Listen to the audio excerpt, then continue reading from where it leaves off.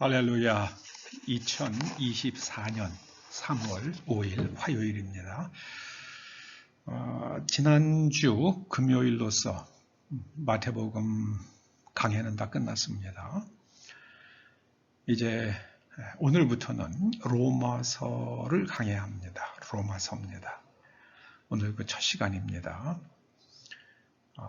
성령께서 전하는 이나 또 듣는 여러분들에게 감동을 주셔서 하나님의 말씀을 잘 깨달을 수 있게 되기를 간절히 소원합니다. 먼저 오늘 주시는 말씀은 로마서 1장 1절에서 7절까지의 말씀입니다. 먼저 말씀을 함께 봉독하십니다. 예수 그리스도의 종 바울은 사도로 부르심을 받아 하나님의 복음을 위하여 택정함을 입었으니 이 복음은 하나님의 선지자들을 통하여 그의 아들에 관하여 성경에 미리 약속하신 것이라. 그의 아들에 관하여 말하면 육신으로는 다윗의 혈통에서 나셨고 성결의 영으로는 죽은 자들 가운데서 부활하사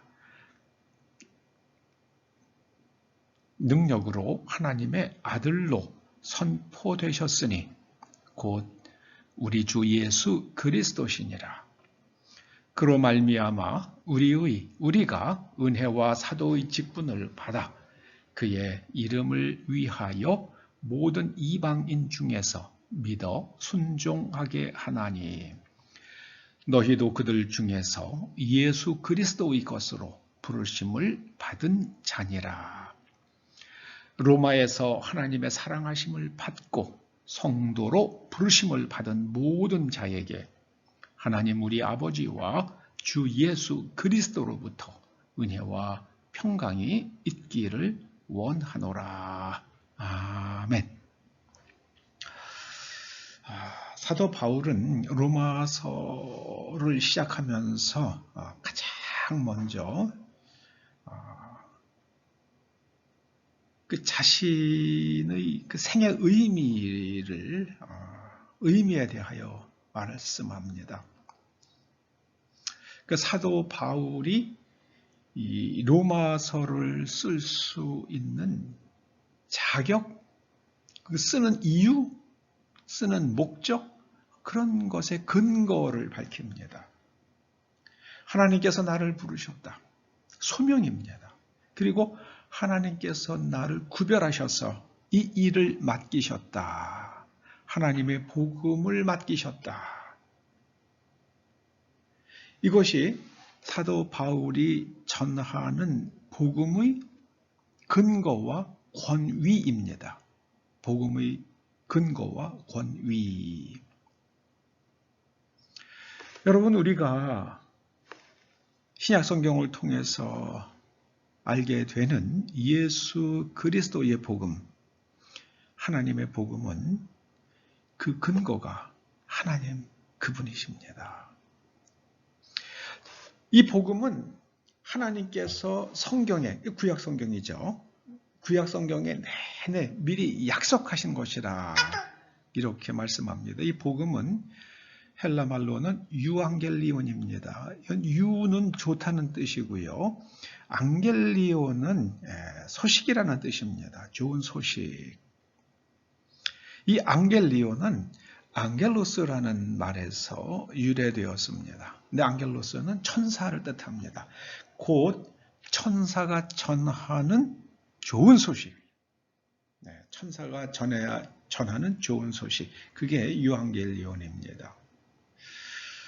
여러분은 듣고 싶은 좋은 소식이 무엇입니까? 1972년에 제가 이제 대학 입시를 치르고 나서 듣고 싶었던 가장 좋은 소식은 합격자 명단에 제 이름이 들어 있다는 것이었습니다.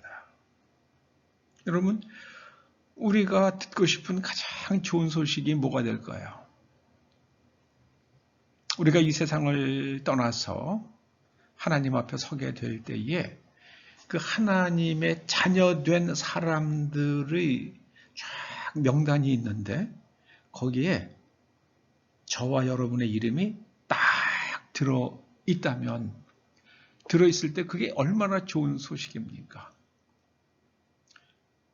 예를 들어서 이제 하나님 앞에 이제 서려고 그러는데요. 그 앞에서 천사가 이름이 뭐냐 묻는데 이름을 밝힙니다. 그런데 아무리 봐도 몇 년 몇 월 며칠에 태어난, 한국에서 태어난 아무개는 없는데, 그러면 그 얼마나 놀라운 무시무시한 소식입니까? 예전에 어떤 목사님은 교회를 개척을 해서 꽤 크게 성장시키신 아주 유명하신 목사님이신데 그런 얘기를 늘 하시더라고요.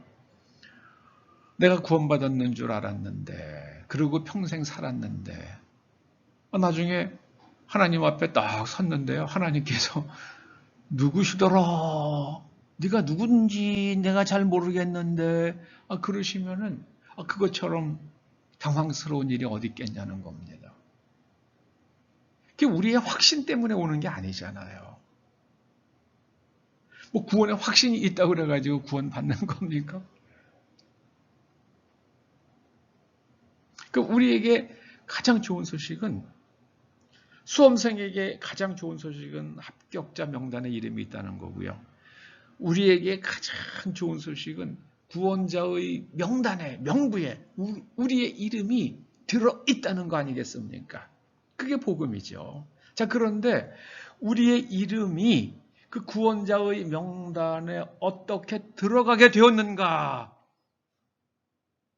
오늘 사도 바울이 그것을 그 긴 설명을 시작하는 게 로마서 1장 오늘의 말씀입니다. 먼저 우리는 예수 그리스도 안에서 하나님의 자녀가 되는데 그럼 예수 그리스도가 누구시냐? 그는 혈통적으로는 다윗의 자손으로 태어나셨고, 그리고 성령 안에서, 이게 4절에요. 성결의 영으로는 그랬는데, 이게 성결의 영으로는 이 번역이 좀 아쉬운 데가 있죠.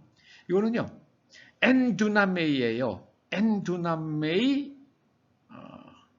카타 푸뉴마 하기오슈네. 푸뉴마 하기오슈네는 푸뉴마 하기오스가 성령이에요. 카타는 이것이 무엇으로부터 흘러나오는 이라는 뜻이 되기도 하고요. 무엇에 따라 라는 뜻이 되기도 하고요.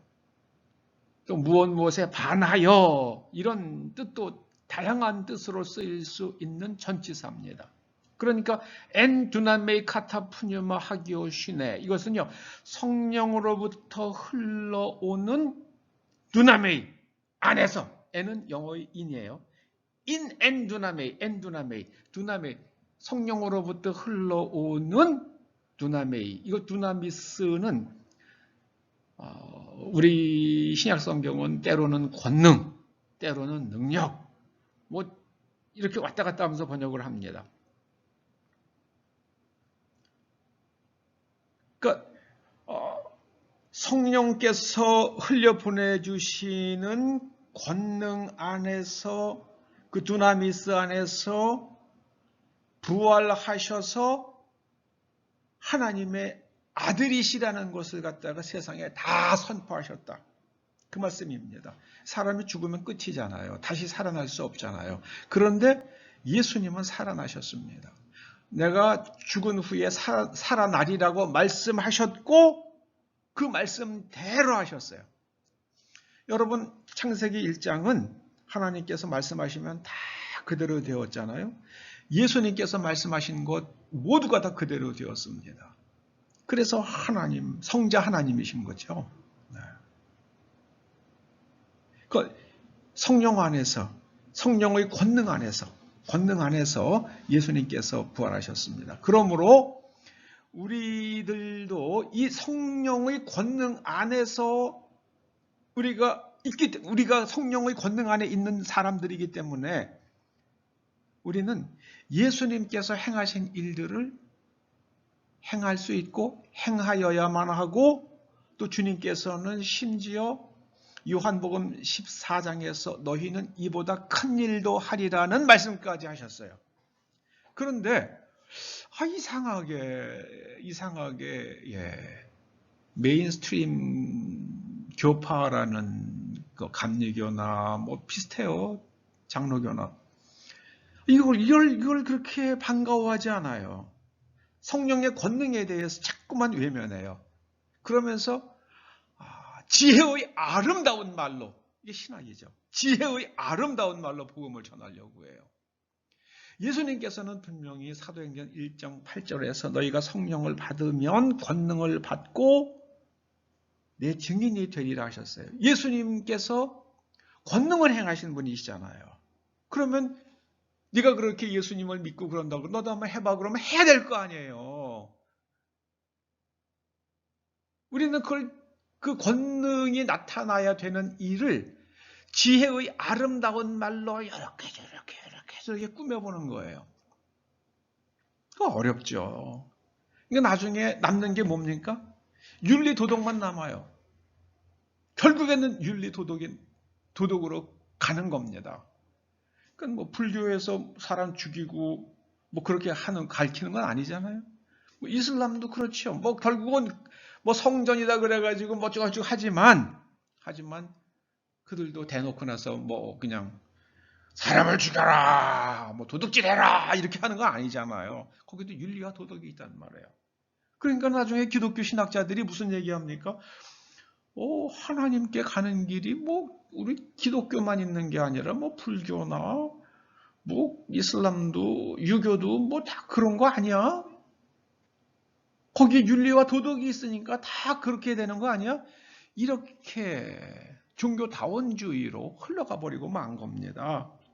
이건 정말 왜요? 이 두나미스를 외면했기 때문에 일어난 일이죠. 우리는 예수님께서 하신 것처럼 우리가 하나님의 나라가 임하면, 예수님께서 뭐라고 그러셨어요? 하나님의 나라가 임하면은요, 죽은 자가 살아나고, 그 다음에 맹인이 눈을 뜨고, 앉은 맹이가 일어나고요, 문둥이가 깨끗해진다고 말씀하셨잖아요. 그런 일을 해야죠. 그리고 귀신을 쫓아내고요. 그런 일을 해야죠. 우리 힘으로 하는 게 아니라 성령의 권능으로 그렇게 해야죠. 우리는 그리스도 안에서 예수 그리스도께 그리고 하나님께 소속된 사람들입니다. 그러니까는 하나님께 순종해야죠. 예전에 그 중국에서 어떤 그 굉장히 유명했던 그 젊어서 유명했던 여자 가수 하나가 한국 사람과 결혼해가지고 농사를 짓고 산다고 그래요. 근데 그 사람이 한국 사람과 결혼해서 한국의 국적을 취득했으니까 이게 한국 법을 따라야죠. 나는 위대한 마오쩌둥과 시진핑 동지를 따르겠습니다. 그러면 한국 사람 아니죠. 그러면 간첩되는 거죠. 그때부터요. 우리는 예수 그리스도 안에서 그로 말미암아라는 이 말은요, 통해서, 우리는 예수 그리스도를 통해서, 그 예수 그리스도께 소속되어서 비로소 우리가 하나님의 말씀에 순종하게 되는 겁니다. 아담과 하와의 때로부터 예수 그리스도가 오시기 전까지 사람들은 하나님께 순종하지 못했어요.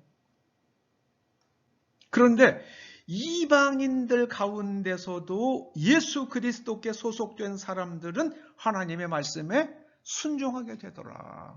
왜요? 성령을 받으니까요. 그래서 신앙의 본질은 소속입니다. 6절 말씀입니다. 그리스도의 것으로 부르심을 받은 자들. 신앙의 본질은 소속이에요. 나는 그리스도께 소속되었다. 그리스도 안에서 하나님께 소속된 사람이다. 그러므로 하나님의 말씀에 순종한다. 신앙의 본질은 소속과 순종입니다. 그리고 신앙의 결과, 신앙의 열매는요. 오늘 7절에서 말씀합니다. 그리스도로부터 오는 은혜와 평강. 이것이 우리가 받는, 우리가 누리는 신앙의 결과입니다. 신앙의 결과는 은혜와 평강입니다. 사도 바울은 이게 지금 로마서 1장 1절에서부터 7절 여기에 로마서 전체의 메시지가 다 들어있어요. 사실 이것이 신약 성경 전체의 메시지가 응축되어 있다고 말해도 됩니다. 바로 가장 중요한 게요. 부활입니다. 부활로 하나님의 아들이시라는 게 입증이 되었는데 그 부활이 가능했던 이유는 성령으로부터 흘러오는 권능입니다. 두나미스. 여러분 이걸 잊지 마시기 바랍니다. 저는 기독교, 특히 한국의 기독교도요. 이 성령의 권능을 주목하고 성령으로부터 흘러오는 권능을 사모해야 된다고 믿습니다. 그래서 우리가 복음을 전하는 그 자리에요. 병자가 일어나고요. 그 다음에 눈먼 자가 눈을 뜨고요. 앉은 배가 일어나는 이 역사가 있으면은요. 여러분 치매 환자가 깨끗해지는 일이 일어나 보세요. 그 사람들이 어떻게 예수님을 안 믿을 수가 있겠어요? 그런 일들이 일어나야 합니다.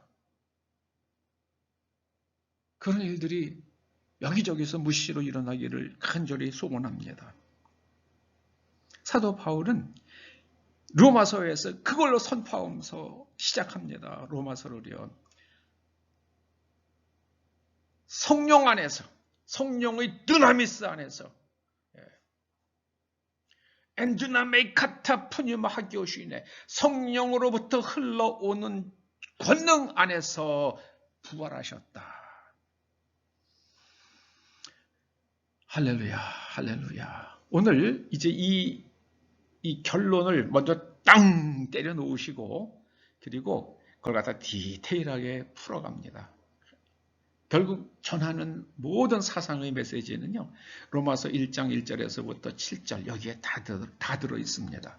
신앙은 신앙의 본질은 소속과 하나님께 속한 하나님께 소속과 그리고 순종입니다. 그 결과는 은혜와 평강입니다. 신앙의 본질은 소속과 순종입니다. 그 결과는 은혜와 평강입니다. 여러분의 가정에, 여러분의 자녀에, 여러분의 몸에, 여러분의 일터와 사업장에 하나님의 은혜와 평강이 흘러넘치기를 주의 이름으로 축원합니다. 기도하시죠. 할렐루야. 성령님 오늘서부터 로마서 강해를 시작합니다. 기름 부어주셔서 이 성령 안에서 흘러오는 성령님으로부터 흘러오는 권능의 눈이 떠지고 로마서를 끝날 때쯤에는 구원에 대한 깊은 깨달음과 확신과 어찌 복음을 전해야 하는지 분명히 알아지게 하여 주시옵소서. 예수님의 이름으로 기도드립니다. 아멘.